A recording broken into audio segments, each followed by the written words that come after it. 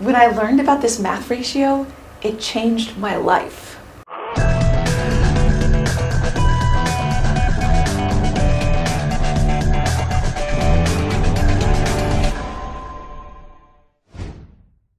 Okay, so I'm going to explain in this video a math and design phenomena called the golden ratio. It's also referred to as phi. So what is the golden ratio? Well, to help explain it, I'm going to put out this sequence of numbers called the Fibonacci sequence, which is really just the golden ratio in a sequenced numeric form. Now, to arrive at this golden ratio sequence of numbers, we just need to follow a basic math formula. And I'm not a math person, so we're just going to keep this very simple. Okay, so you just start with 0 plus 1 equals 1. And now to get to the next number in the sequence, you take the sum of that simple equation and add it to the last number in the equation. So 1 plus 1 equals 2, and then 1 plus 2 equals 3. And it's around this point that the ratio actually starts showing up. And as we continue to do this formula, we start arriving at a set of numbers. So 2, 3, 5, 8. And you see what we're doing? We're adding the sum of the equation to the last number in the equation, and we arrive at this sequence of numbers. And it's interesting that this sequence and ratio actually remains consistent no matter how long you follow this mathematical formula. And so this sequence continues to expand outward around the rate and the ratio of 1 to 1.6. Now, to help give you an idea of what a 1 to 1.6 ratio is, compare it to a 1 to 1 ratio.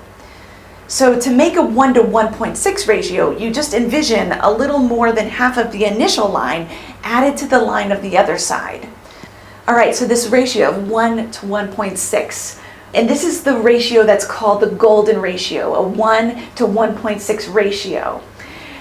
So this is what the golden ratio looks like as a rectangle, 1 to 1.6.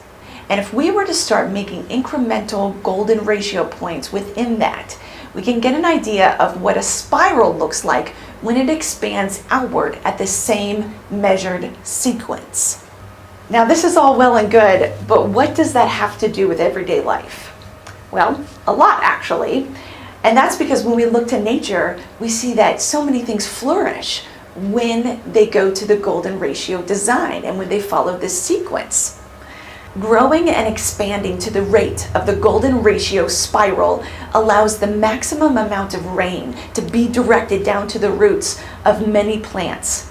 And remarkably, when you study nature, you see the golden Fibonacci numbers like 3, 5, 8, 13, all of that again and again in the seed pattern spirals of plants, as well as in the number of petals. Next time you're bored and have a sunflower, try counting the number of seeds in the sunflower spiral, the golden ratio.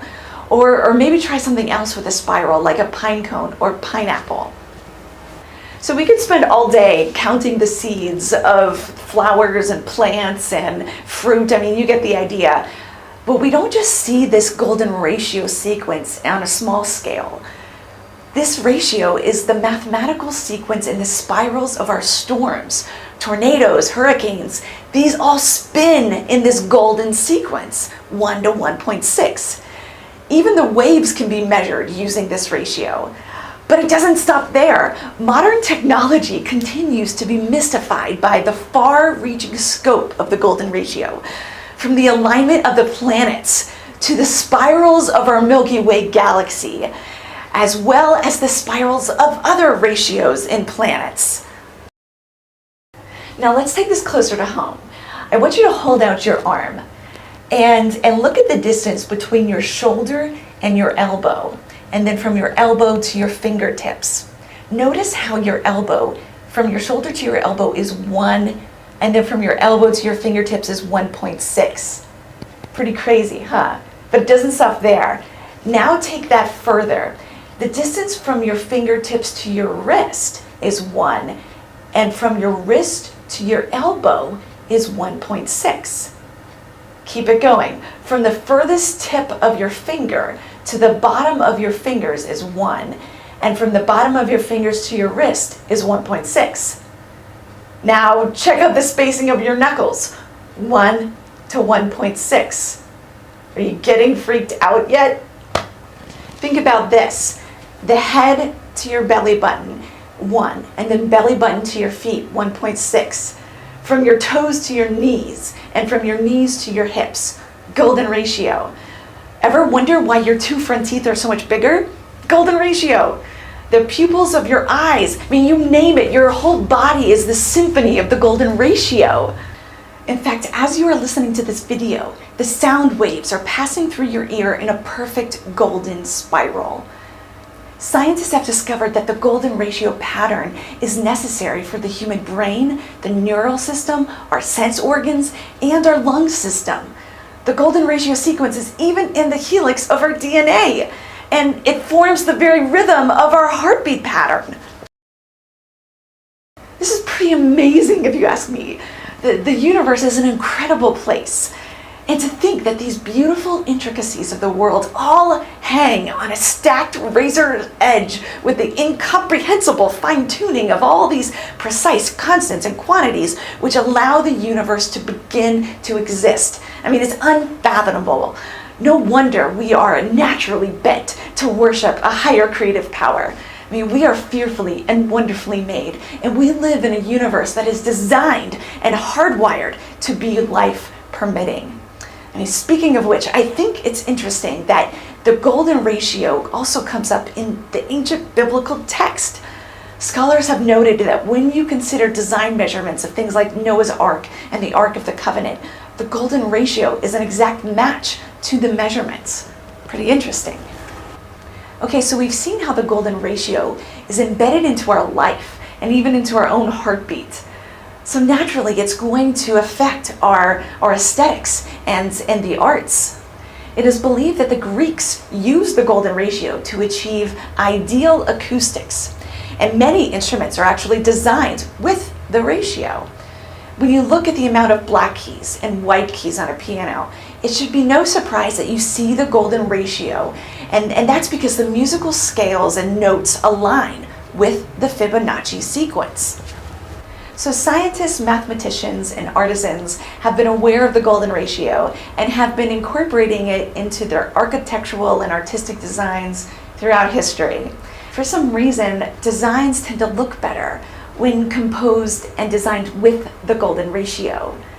Look at iconic ideal Greek temples like the Parthenon in Athens. You can see that they use the ratio again and again. Painters have also been incorporating the golden ratio into their artistic designs because it gives the composition a je ne sais quoi. Leonardo da Vinci was obsessed with it. So was Michelangelo.